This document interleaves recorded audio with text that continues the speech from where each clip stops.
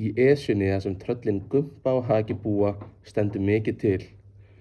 Þau hafa nefnilega ákveðið að fara í heimsókn til frændaðra sem heitir Grjóti og býr í Dimmadal í Dyrfjöllum. Til þess að komast þangað ákveða þau að ganga meðfram hringveginum Ísland sem nefnist Þjóðvegur 1. Þannig voru þau vissum að rata austur í friði.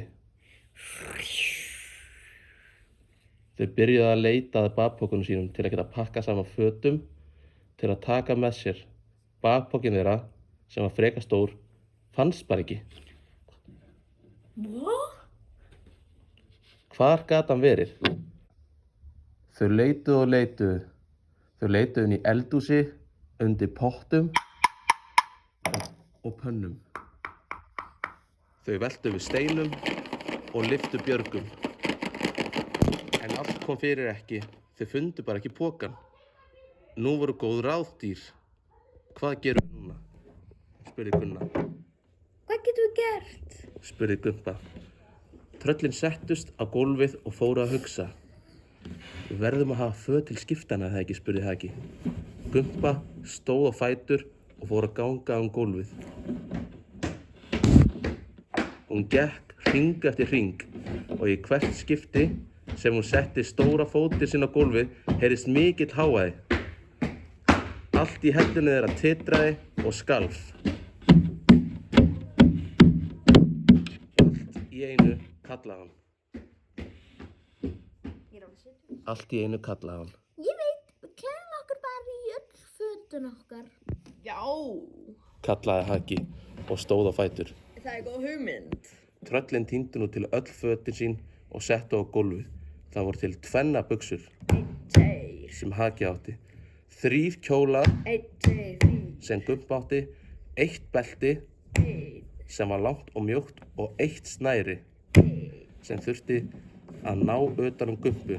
1, 2, 3, 4, 5, 6, 7 föt.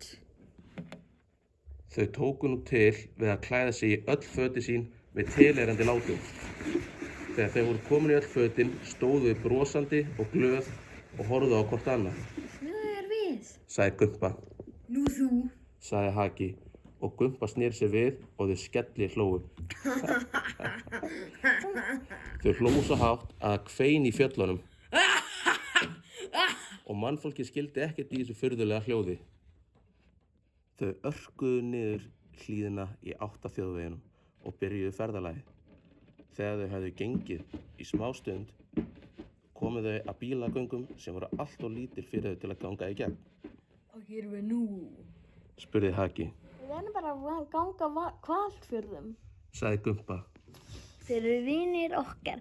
Þeir eru stórir eins og við og búa í sjónum. Þeir eru mjór og langir og geta líka verið breiðir og stutt. Förum og heilsum upp á hvalina í Hvalfirði. Þau örkuðu á stað með miklu látum. Þegar þau voru komin innst í botninn sáu þau fyrstu hvalina. Þetta var búrhvalsfjölskylda. Já, sagði Gumpa þrísvarinn við. Hann stóð 9 er 3 Gumpa og Haki settust í hlíðina og horfðu út á hafið. Þau sáu marga hvali og fullt af fuglum.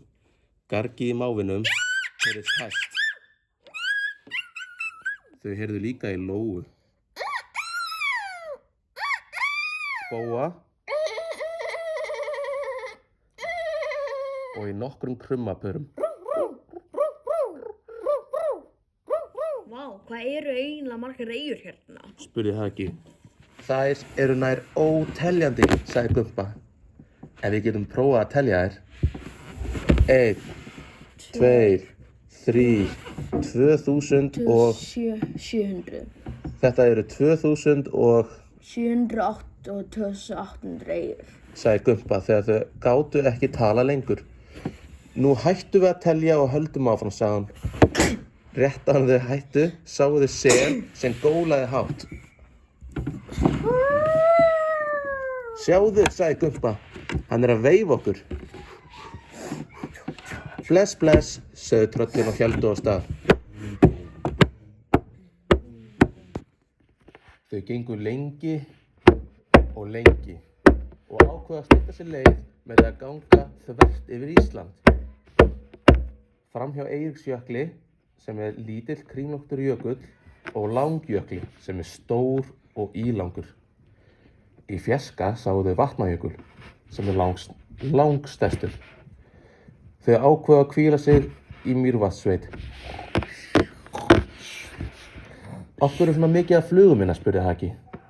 Ég hef aldrei séð svona mikið af flugum. Þetta eru mýflugur, sagði Gumpa. Zzz. Þær eru nauðsynlega fyrir lífríki í Mývatni. Endurnar og fiskarnir sem lifa í vatninu éta fluguna. Þau settust við vatnið og fylgdust með fiskunum stökkva upp á vatninu til að ná sér í flugu. Þau heyrðu í öndunum kvaka, kindum jarma, hestum hneggja og kúm baula. Þetta er notalegt að sitja hérna við vatnið en við verðum að halda áfram. Þau stóðu upp og tóku stefnuna á Dyrfjöll. Eftir 2 daga göngu komu þau loks að fjöllunum. Þau settust niður við stórur og hoppuðu ofan í vatnið til að baða sig. Þau busluðu og voru með mikið læti. Þegar þau voru hrein og fín fóru þau í gegnum dyrnar á Dyrafjöllum ofan í Jökuldal og inn í Dimmadal, þar sem Grjóti frændi þeirra átti heima. Þau börðu á bergið. Þau bitaði komu sinni en ekkert gerðist. Þau börðu aftur, hærra og enn aftur, hærra en ekkert gerðist. Hvað gerum við nú, spurði Haki. Hann er örugglega sofandi. En við verðum að vekja, sagði Gumpa.